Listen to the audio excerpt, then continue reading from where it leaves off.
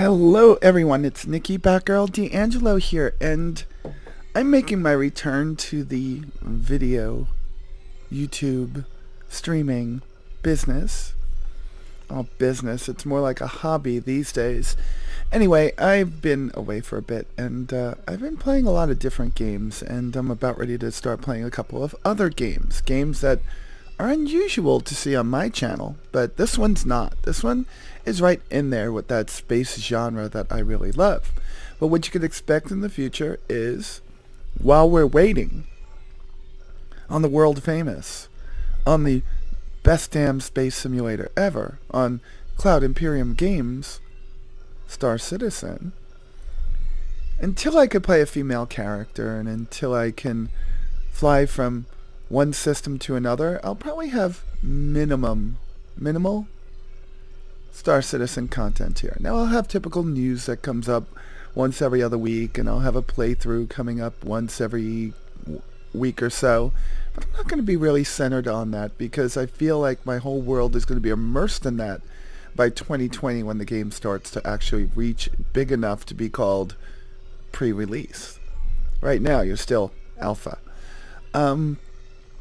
But until then, I'm going to play a lot of different games, and this is one that has my eye currently. Now, I'm not sure how long I'll be playing this, but I tried to play this game a while ago, and it was just meh. But I've been playing it consistently straight through for the last couple of weeks, and I think it's good enough to bring to y'all here in my channel. This is No Man's Sky. No, not No Man's Spy. Not that... Well, even when the game came out, it wasn't garbage. It was just that Sean had promised the world, well, promised galaxies that you could play with your friends, and, you know, he promised a lot. And delivered a little, and I'd have to say that it was probably more so that he had a publisher than he was actually lying to you. He was excited about his game. He was talking about it up front, trying to get everybody else excited about it. So when it did get released, it wasn't portrayed in the right light that it was probably early release. But 2 years later, oh my God. So we are here on our first planet, and it is a doozy. This one's cold. Every time you start off, you're going to be in a different type of world that is 100% trying to kill you. All these places are always trying to kill you. There's no doubt about that. You are going to die 1 or 2 times in the beginning if you've never ever played this game before. And it's mainly because the game tries to kill you. But if you can get past the first 5 minutes without dying, you're pretty much going to be awesome. Yes, I used a Ted from How I Met Your Mother phrase. You're awesome. Alright, let's get this done. We just made enough to fix our scanner, so we are going to fix our scanner so I can get a scan of the system and find out if there's any sodium around. Ooh, sodium is right there. Now, sodium is very important because, well, these things were important, believe it or not. These things were very important because they have albumin pearls in them. But that sodium is going to keep us alive. That sodium is going to regenerate some kind of power in our... And there it goes. And now we have to actually put that into our suit. Hazard protection. We have hazard protection now. But I want to get back up to where I was because I had a couple of those albumin pearls that are going to be instrumental in giving us money later on. Let's see, did we just have one? I think we just had one. Alright, now we have to get some carbon. Starship signal has been received. We have to start walking towards our starship signal, but I'm going to get a few more pieces of product here. Only because I am going to need these to fix my visor, which is very important to fix. And I'm going to need a lot of carbon to power my mining laser. Okay, so it says starship signal is received. But you can see you don't see it anywhere, and that's because we don't have our visor fixed. Our visor will be over here. And what we need to do is make one carbon nanotube. And that's why I got all that carbon. So we're going to go back to... Well, it can't be our ship, but it could be here. Click on it, make that carbon nanotube, come back here, hit E. And now we should be able to see... There it is. Our ship is in that direction. And we will try to see if there's any more sodium. There is. Oh! We got placed in an amazing place. We're right near an artifact. An ancient rune. And we are going to definitely go to this ancient rune, because this ancient rune is going to give us an opportunity to make a little bit of money later on down the road. Alright, so now I can start looking at things and making some money. Scanning your environment around you will get you credits. Evidently there are people sitting somewhere far, far away that really, really, really like when you upload data on planets that no one's ever been to before. And since there are literally trillions of planets in this game, a lot of places that you've been, nobody else will have been to. Alright, so this is the fuel that just sits out on every single planet. They call it dihydrogen. In real life, I don't know, maybe this would be water? Right? H2O? Dihydrogen without the oxygen? I think water is dihydrogen oxide. But we're just going to take some of this because this is going to be our rocket fuel later. There's some ferrite dust that we can check out over here. And I am going through my... Let's get that over there. I am going through my sodium a little bit quick, so I do want to make it to my ship as quick as I can. But before I get there, I'm going to come over here and I'm going to check out some things, because it's going to be very important for us later on. Let's just get some more things on the way. We have at least one more sodium on us, so we should be fine. Okay. Alright, we do have enough thermal protection on us, but if you notice, well, there's a lot of cool things around this planet. Okay. So there are some cool things right in front of us. And there's a cold thing called us getting colder all the time. Alright, we've got a little bit more, so we have enough time to be up here now. So a couple things. These are knowledge stones. Knowledge stones give you wisdom of the ancients. Actually, these are just going to make it easier for you to interact with whatever the system, whatever the system's race is. And in this case, we're going to find out in just a few seconds what it is. Accept knowledge. And we're in a Korvax system, which are a sentient race of robots, I guess? Androids? Electronic life forms? We'll just get these things. We have warning. And they're trying to tell us something. That's just 2, okay.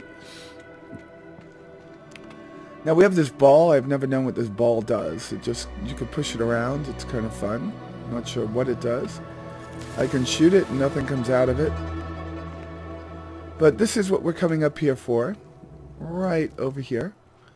And we are going to click on it. And it's going to give us an option. So it's to say memories of Cereso Irsi. And knowledge paves the way to understanding of the probability. The Atlas spoken fragments. The Atlas interfaces are their shadows. The monoliths are their scattered children. Together they convey the wisdom of the infinite. They must be understood.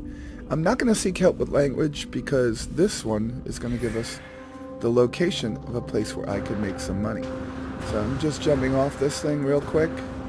And I'm going to start walking towards my wonderful ship, which is in that direction.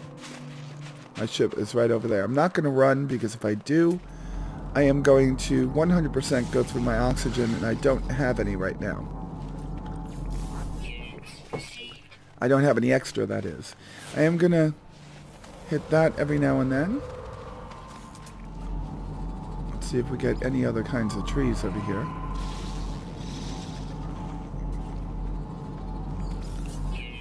Alright. Now we're going to have a lot of whoop. I knew that was going to happen.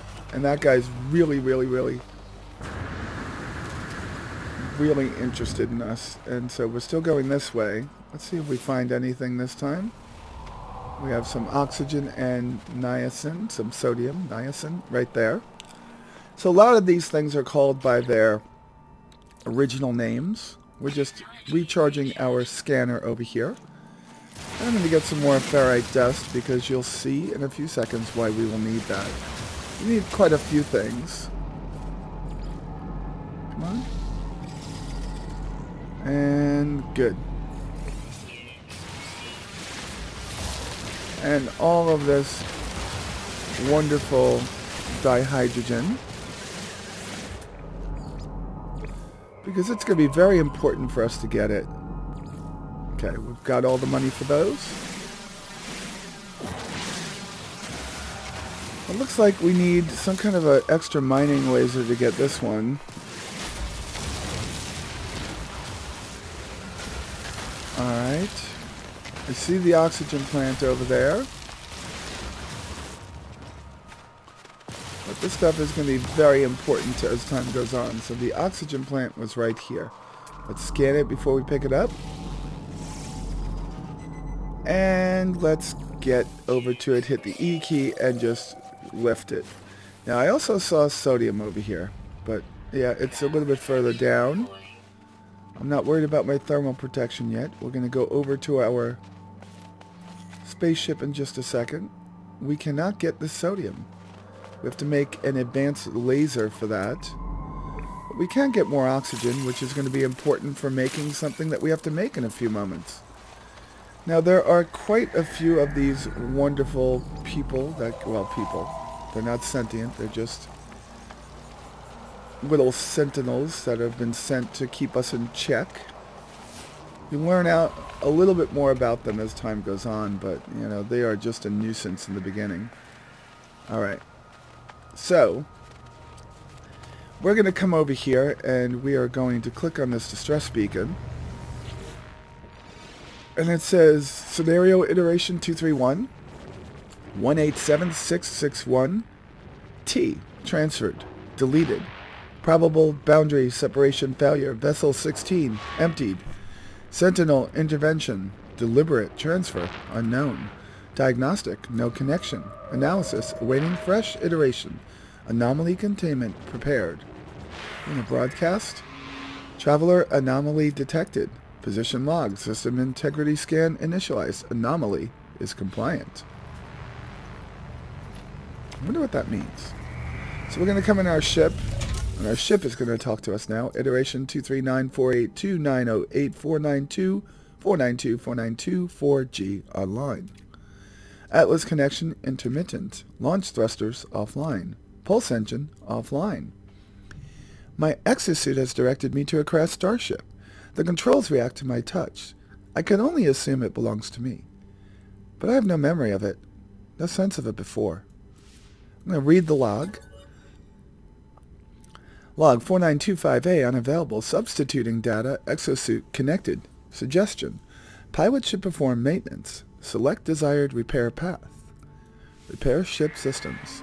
Self-guided repair protocols initiated. Alright, that's us. And there's a couple of things that we can do right off the bat. Okay, so I'm going to make one dihydrogen jelly. I'm going to make one metal plate. Then I'm going to come over to my ship. I'm going to click on the launch thrusters, and I'm going to put the dihydrogen jelly in there.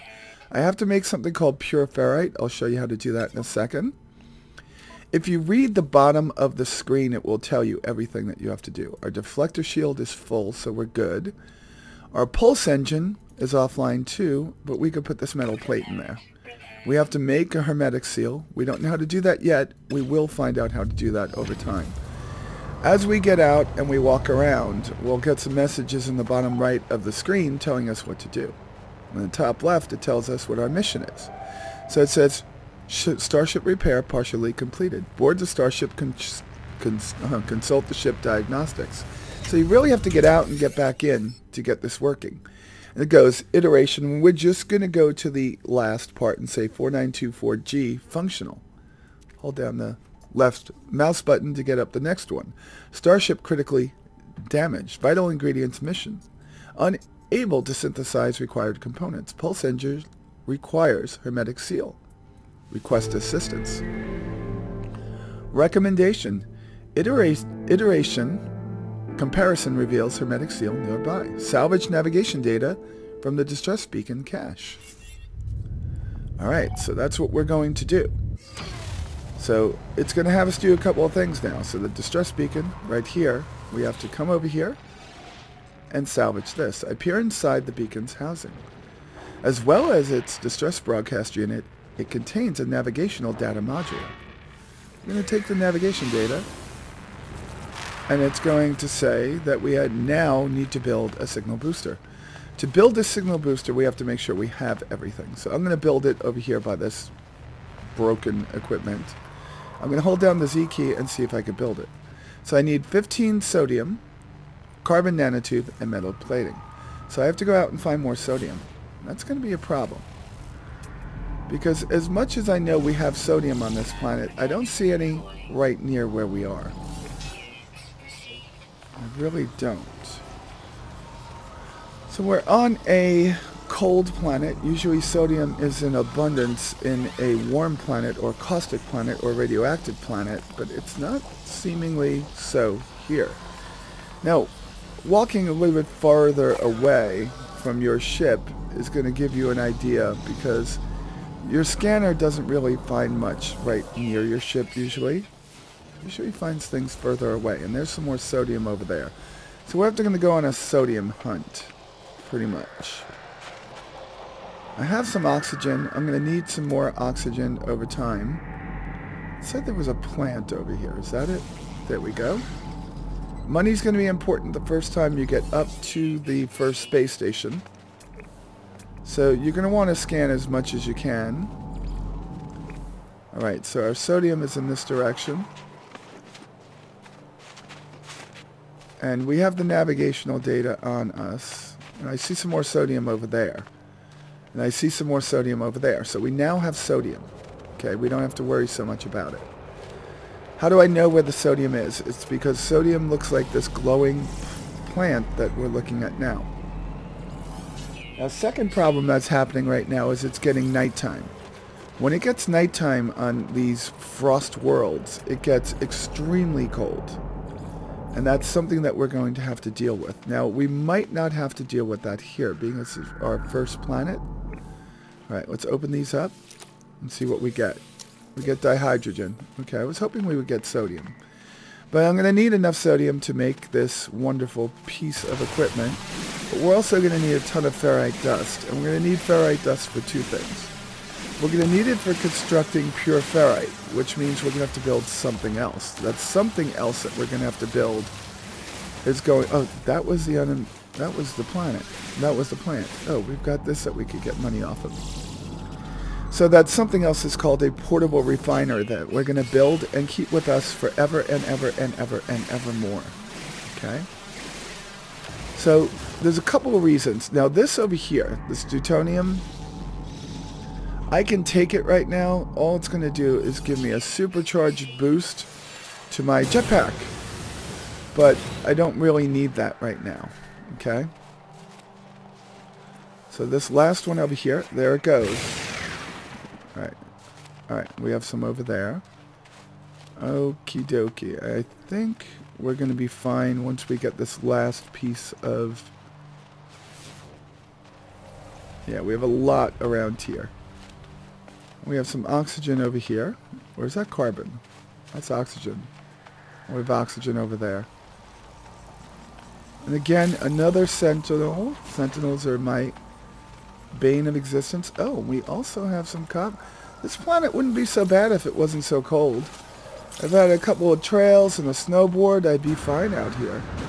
But everything seems relatively... No, we could probably make a small little trail up there. Trail of Tears, that is. Yes, thermal protection will fall. So we are going to go get our hermetic seal now because I have more than enough of everything. So we're going to do two things right now. The first thing I'm going to do is check and see how much of this ferrite dust I have. I have quite a lot, it seems, but I'm going to get a little bit more. So I'm going to make 2 pieces of equipment over here, and then we're going to go out and get this hermetic seal. But I need a whole bunch of this carbon to make things right. Alright. And let's get ourselves up to about 180 to 200. As that dies, it breaks free, and we get up to 192, and that should bring us over 200. Good.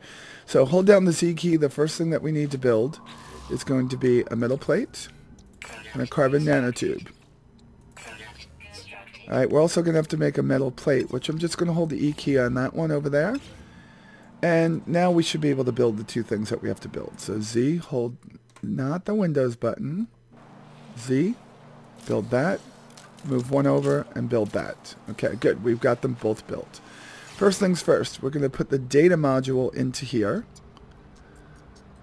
And here it comes. Input the navigational data module. And we're going to scan for distress frequencies. Oh, by the way, this is the coordinates of where you are. You can go to websites. I'll try to look them up and have them in the next episode. But you go to websites and put that data in there and figure out where you are compared to somebody else. We're going to scan the distress frequencies, and it's going to jump up and show us where a potential hermetic seal is. So we've got to walk from where we are all the way to that red little wrench icon, which won't be a problem. Okay, that's not that far. Alright, but the good news is we also have to make that pure ferrite. I said good news, right? It's not really good news. The bad news is it's a 2-to-1 ratio. So we're going to make what we can right now, and then we'll make the rest back home. Now, when you have the signal booster, you could also scan for other things. You could always scan for local nearby structures. You can get information, more navigational data modules. You could pick them up on the different space stations. Alright, we're going to wait for that, but in the meantime I have some more sodium over here, which is going to be extremely important on our next trip. And we're going to want to have as much of this as we can, and right now, how much do we have? We have 136, so we should be fine. Alright, we're done with that, so we're going to bring this chromatic metal, the pure ferrite that we just made inside. I'm going to hold the middle mouse button over it, and we're just going to start walking towards that red icon. Walking, not running. We don't want to go through oxygen. In the meantime, along the way, I'm going to take as much dihydrogen as I can, and I'm going to take a little bit more of the ferrite dust. Now, there is a event. Here it comes. There is an event that happens on every time at this moment. And the event is going to be, there's either going to be what's happening right now, a blizzard. So what we have to do is we have to get our thermal protection up to par. There's going to be a blizzard on a cold planet, a heat storm or torrential downpour with superheated rain or caustic rain or a radiation storm, depending on the type of environment that you're in. The environments are going to be like toxicity, radioactivity, high heat, and radiation. So you're going to have planets of different types that you might start on, but no matter what planet you're on, the minute you start going towards a hermetic seal, some kind of a event is going to be triggered that's going to cause you to have to learn how to exist in extreme cases, extreme situations. So, and getting carbon, because carbon is good for everything. And we got to use carbon to condense it or find condensed carbon later on to actually make our jump fuel. And that's, for some reason, putting condensed carbon and chromatic metal together makes antimatter.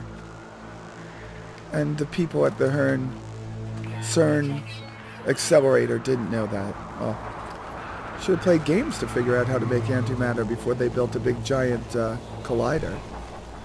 Alright, so we are going to go over here, get a hermetic seal. The storm is going to break up just as we get a little bit closer.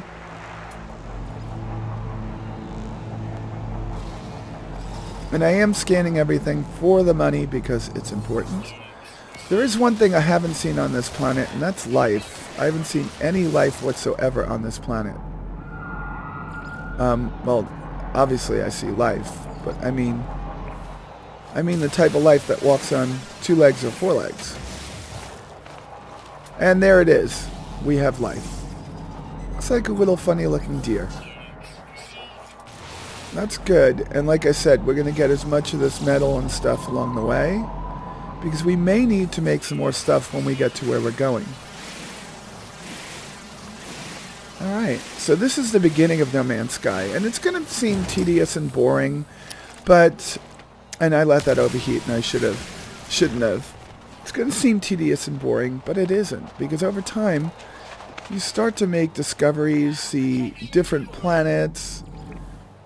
You start to just get really deep into the game, and the game is really fun. Alright, let's put some of that sodium nitrate in there. Alright. What I don't see on this planet is the one thing I really want, which are frost orbs. I would save those until the end because, well, until I can make glass. But frost orbs are how you make glass. Now this thing over here, very bad.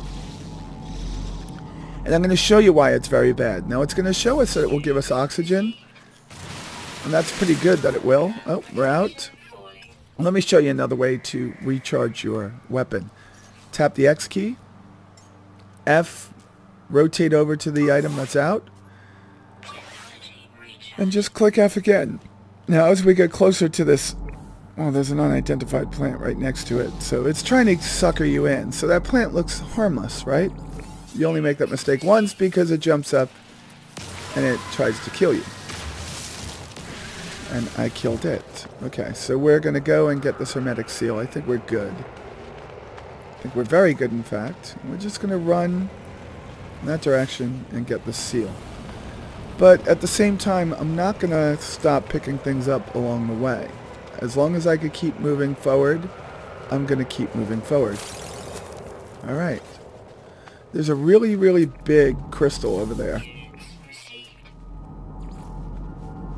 There's another one of those hazardous plants over there. And I'm just going to keep scanning along the way and picking up things where I can. Now some people are going to run everywhere. You run everywhere, you go through that valuable resource, oxygen. But what you can do also, and I'll show you that right after we pick up this, is you can use a maneuver that I call the No Man's Sky shoulder lean. You actually lean in and jump. And the way that you do that, and I'm going to talk to you about doing it on a PC because that's where I'm playing it. On a PS4 or Xbox, you're just going to have to do it the same way by using whatever buttons are associated with this. So you do a melee attack and jump.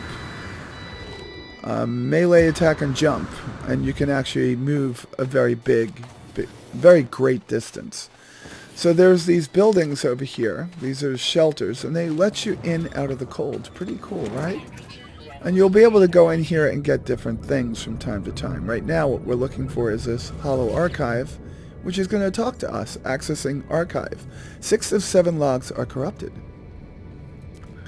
Entry 4924A follows. No one, and I'm not going to make the funny sounds, making this recording in case, leaving behind in the fabricator might be of some use. Visor damaged. Can't find ship. We're going to recover the supplies. A log finishes and the machine whirs to life, spitting out supplies. I have the hermetic seal. I need to repair my ship.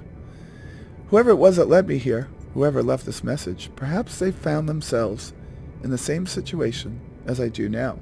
I'm going to take a picture of this phrase, only because I always get the whoever and whomever, and I want my English major of a roommate who always corrects my speech to read that and tell me if it was supposed to be whoever or whomever. Which we're going to have to send up to Sean so he and the team could fix, or me make massive amounts. Now, first aid, this is for people playing Iron Man. I'm not playing an Iron Man or a survival game because, honestly, to be able to do this video, I want to be able to show you guys how to get through this game pretty easily. Now, I talked about condensed carbon, that we're going to have to condense it later, and we're going to have to combine it with something like chromatic metal, which is actually refined copper. But this stuff over here is very important later on because we can make jump fuel out of it. So we're going to just take some of that right there. If you pick up stuff along the way now and know what it's for, you're going to make the game a little bit easier in the end. Alright, so we got to here, and there's more over there. So we're just going to take all of that wonderful condensed carbon, because taking that which we need later now makes later a lot easier. And we did get a frost crystal from something. Where did we get that frost crystal from? We're getting frost crystals from the little boulders. Oh my lord. And from those plants. Oh my lord. I'm going to be in heaven. Okay, we're going to go back to the ship. Just look up at the top of the screen and turn until you see your ship icon. And that's where your ship will be. Your visor is kind of like Google Glass. It's going to tell you what direction things are. Or a mobiGlas in the wonderful world of Star Citizen. So we have our own mobiGlas in this game. And this is not Star Citizen at all. I mean, it's kind of like, to me, this game is a cross between Subnautica and let's go back to another Chris Roberts game. This is a cross between Subnautica and Freelancer, which I believe is the easiest way to say it, because it's got very arcade-ish, arcade-looking graphics and arcade physics models, but it's a very fun survivalish exploration game. And I would say that this game is probably going to give people 40, 50 hours of fun, and maybe some more over time, because Sean has recently said that they are not going to stop supporting the game any longer. They are going to come out with frequent updates to the game, making sure to continuously give us more stuff to do. Now, when the game is finished, like the actual playthrough, you have a couple of different missions that you could do in the game right now. The game is coming more about base building and exploration and seeing all the wacky things that you could see in this game. And I am making this episode last a little bit longer than it needs to, just so I could talk to you about what I like about the game. In the next episode, we're just going to go through the rest of the initial starting phase of the game, just to show you how easy it is to get started in the game. From there on, it's all you folks. Now we're going to look for our ship, and I'm going to actually hold down the E key and pin it so it stays pinned. Oh, look at this dude. Let's see what he is. So he went behind a tree. I don't know if they're going to be mean. Alright, we've got to go get him. We're just going to stay here. They look a little timid. I don't want to piss them off. They look like they could eat me. So what are they? They're elderly, asymptotic, long distance. What do they eat? Nip-nip buds. Okay. Long distance migration, and they eat nip-nip buds. Alright, we're just going to keep walking towards our ship.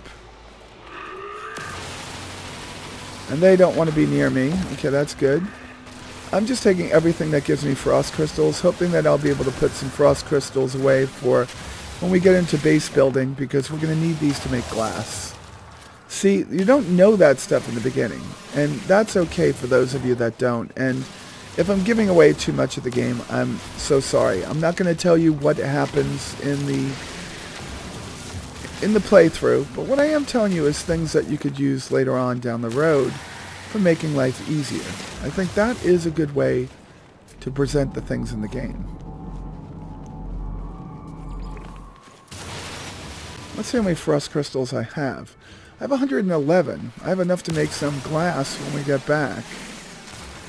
Alright, because you make one of those bases quite early in the game, and then you don't use it ever because you're going so far away from where you start to follow the path of the Atlas that you really just forget that you ever made an original base, and you wind up making one in well, quite a distance away from where you started. But the key is there are so many different planet types. There are paradise and lush planets that are going to give you an opportunity to make a base in much better environments. But also, those environments sometimes bring with them hazards of extreme sentinel activity. And extreme sentinel activity is this guy wouldn't even be coming over scanning me. Right now he would be coming over to beat me up because I was trying to gain some of this stuff so I can live and build a base and coexist with the world as I steal all of its wonderful resources. Yeah, I'm the person that Thanos is snapping his finger for because I'm stealing all the resources from the planets. Okay. I really just want as many of these frost crystals as I can get and as much carbon as I can get, but I don't want to walk out of the way. Alright, we're going to get back to our ship and we should be fine now. Our ship is not too far away. And I'm just going to get this last oxygen along the way and we're going to keep going. Just keep plugging. Now, as you get colder and colder and you get red, your screen is going to start to show a little bit of a graphic here. And that graphic is going to give you an idea that, hey, it's cold out here. And I might die. And I'm going to let myself get a little bit colder than normal just to show you what happens. Now, if you were playing this on Iron Man, you would never, ever, ever want it to get that cold. It would just be a very, very bad thing to happen.